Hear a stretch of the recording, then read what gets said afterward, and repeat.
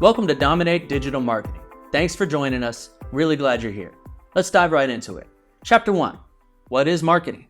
What is advertising? Are they the same? Are they different? Do they have anything to do with each other? How do I use them both? Before we get started, let me say something. I'm going to say this once, probably going to say it several other times throughout the length of this course, so I hope it sinks in. Having a Facebook page is not advertising. Social media accounts have a place in the grand marketing scheme, sure. But having a Facebook page alone doesn't bring you new business, which is the whole point of why we're in business to begin with.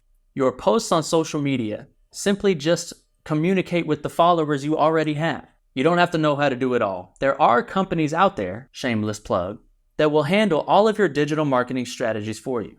The important thing is to understand that you do need marketing and advertising if you want your business to grow. So, what is marketing?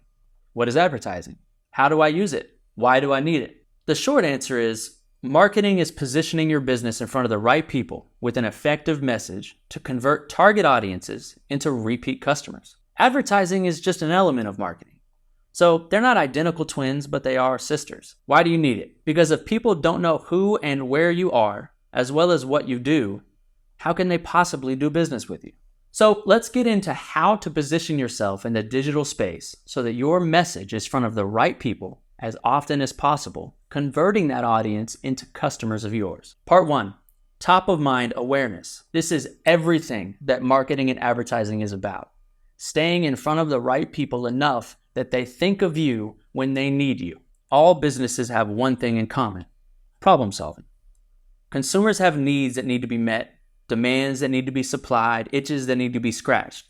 Business is simply fulfilling those needs, scratching those itches. Joe customer has a problem, and you aim to solve it. There's one glaring, enormous obstacle that every business faces. You're not the only one that's trying to solve Joe's problem. Joe likely has dozens, if not hundreds, of potential problem solvers he can choose from. The next question you'll ask is, how in the world can I get Joe to choose me as his problem solver? The answer is simple: marketing. Marketing is not overly complicated. It's as simple as this. Place enough branded content in front of your target customers as often as you can, on as many platforms as you can, so they remember you when they have a problem that you can solve. That's called top of mind awareness. Your respective industry will determine how you should measure the success of your campaigns. Here's what I mean. First, depending on your respective industry, Joe may not choose the same problem solver every time he has a similar problem, but depending on your industry, he might. For example, let's say you're a taco restaurant. If Joe is hungry right now, his problem is that he needs food. He will have the same problem later again today and again tomorrow. He most likely won't choose the same problem solver each time. There are burger joints, chicken joints, other taco joints that Joe may choose from. Today, he might choose tacos, and tomorrow he might choose burgers. You obviously want him to choose tacos as often as possible, and you obviously want him to choose you for those tacos as often as possible, but you won't win that battle every day. So how do you compete? The best you can do is make sure Joe knows that you're an option at every turn. So you blast your message on Facebook, Instagram, YouTube, Google, etc. Now, when he's ready for tacos, he thinks about you and not the other guy. That's top of mind awareness. Second example.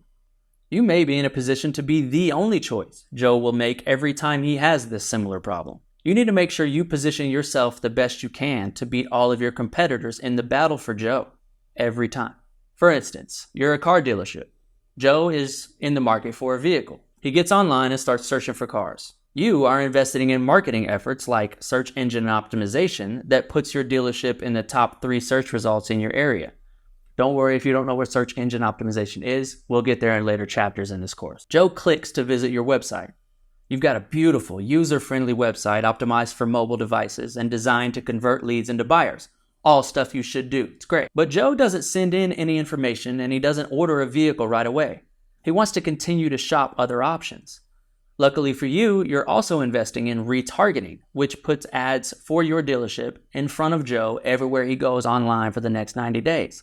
Kind of creepy, right? But as advertisers, we love it. We want to be in front of people who have showed us interest everywhere they go. You've built a strategy that focuses on frequency, which is serving ads to Joe repeatedly to generate interest and convert him as a lead. Joe has seen your dealership on every digital platform he's visited so many times that he doesn't have a choice but to at least consider your dealership when it's time for him to act.